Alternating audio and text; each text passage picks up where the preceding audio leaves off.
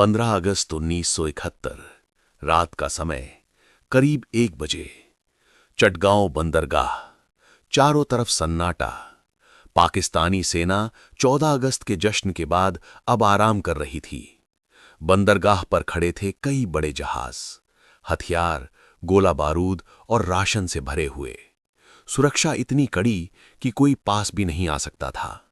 लेकिन फिर अचानक एक जोरदार धमाका, फिर दूसरा, फिर लगातार कई धमाके।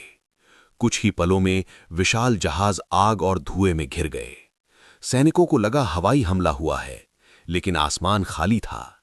फिर शक हुआ पनडुब्बियों पर, लेकिन पानी के नीचे भी कोई नहीं।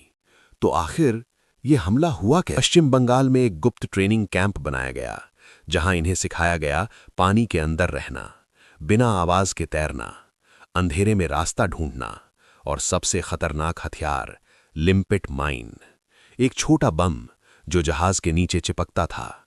टाइम सेट करो और भाग जाओ। लेकिन खतरा ये था, टाइमिंग कभी भी बदल सकती थी। मतलब हर मिशन मौत का खेल।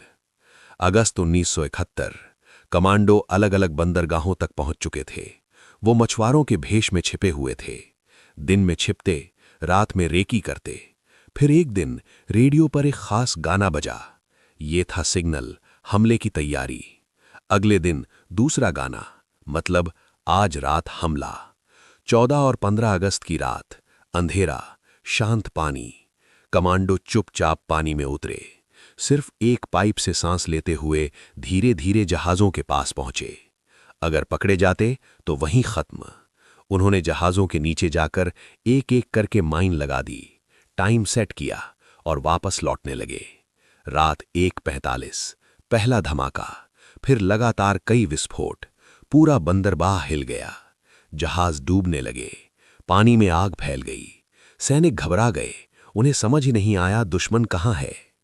एक ही रात में दर्जनों जहाज तबाह, भारी नुकसान, सप्लाई लाइन खत्म। पाकिस्तानी सेना का मनोबल टूट गया।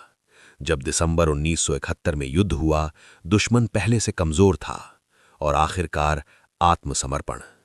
ये जीत सिर्फ सेना की नहीं थी, ये जीत थी उन गुमनाम नौजवानों की जिन्होंने अंधेरे पानी में इतिहास बदल दिया। सोचो, अगर तुम उस रात वहां होते, क्या इतना बड़ा जोखिम उठाते? कमेंट में जरूर बताना। और ऐसी ही सच्ची कहानियों के लिए चैनल को सब्सक्राइब करना मत भूलना।